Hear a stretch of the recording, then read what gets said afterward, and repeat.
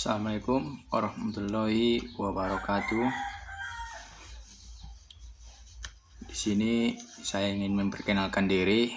Saya atas nama Mulia Ramadan Siregar dengan prodi Ilmu Hukum dengan lokal B.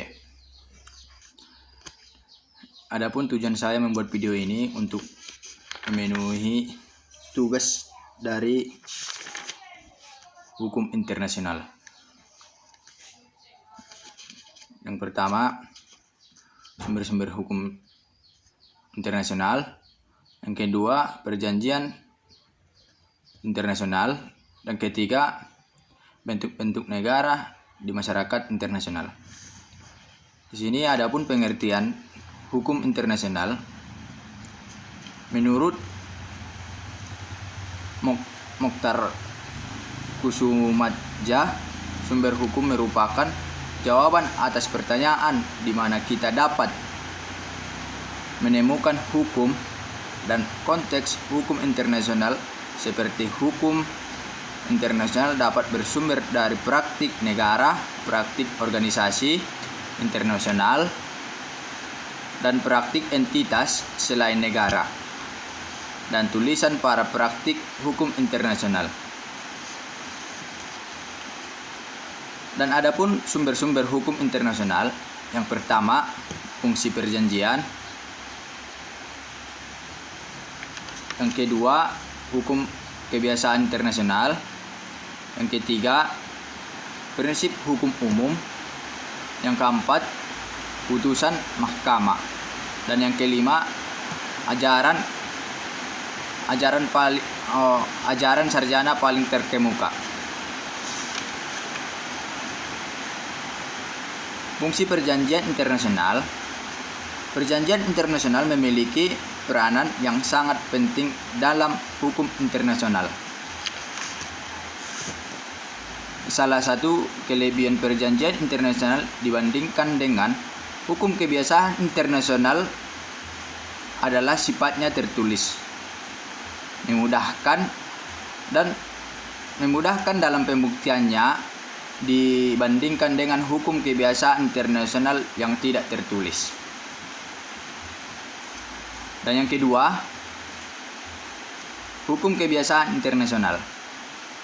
Menurut Martin Dickson, hukum kebiasaan internasional adalah hukum yang berkembang dari praktik atau kebiasaan negara-negara. Hukum kebiasaan internasional harus dibedakan dengan adat istiadat atau usige, atau kesopanan internasional dan persahabatan. Penyambutan tamu negara dengan ucapan khusus, menggelar karpet merah, dan tiupan trompet bukan merupakan hukum kebiasaan internasional, sebab tidak dilakukannya tindakan tersebut oleh suatu negara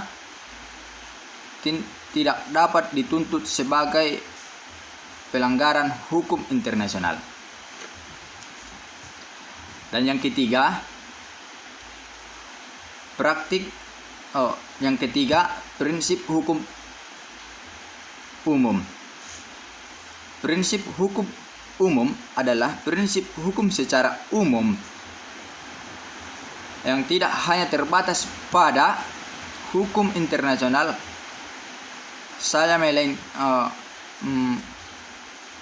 yang tidak terbatas pada hukum internasional saja, melainkan dalam hukum perdata, hukum pidana, hukum lingkungan, dan hukum lain-lainnya. Dan yang keempat, putusan mahkamah. Putusan mahkamah atau putusan pengadilan dalam pasal 38 ayat 1 ICJ statut merupakan sumber hukum tambahan bagi sumber hukum di atasnya. Meskipun demikian, tidak berarti bahwa putusan pengadilan internasional memiliki kedudukan yang lebih rendah dari sumber hukum di atasnya. Putusan pengadilan dapat berdiri sendiri sebagai dasar putusan yang tidak yang diambil oleh hakim.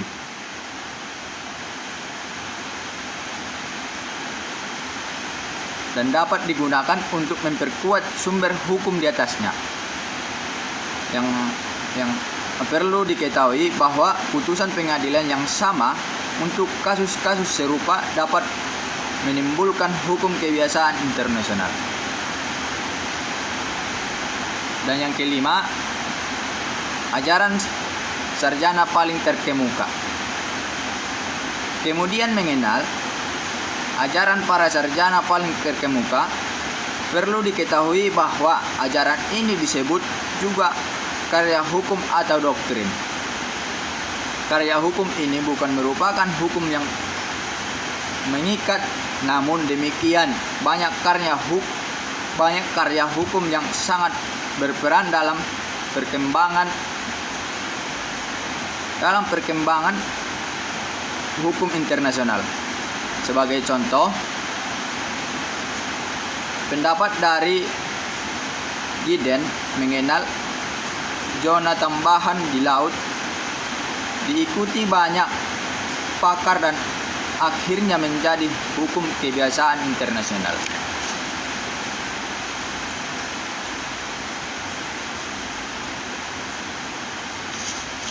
Dan adapun bentuk-bentuk perjanjian internasional. Bentuk dan nama perjanjian internasional dalam praktiknya cukup beragam, antara lain. Yang pertama, treaty. Yang kedua, convention. Yang ketiga, agreement. Yang keempat, memorandum of understanding. Yang kelima, protokol, dan lain sebagainya, masih banyak lagi. Dan yang terakhir, soal terakhir, bentuk negara yang penting dalam banyak dianut sebagai negara di dunia oleh Negara Kesatuan Unitarisme dan Negara Serikat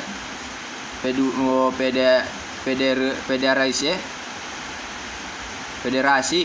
Di samping dua bentuk itu, dari sisi pelaksanaan dan mekanisme pemilihannya, bentuk negara dapat digolongkan ke tiga kelompok, yaitu monarki,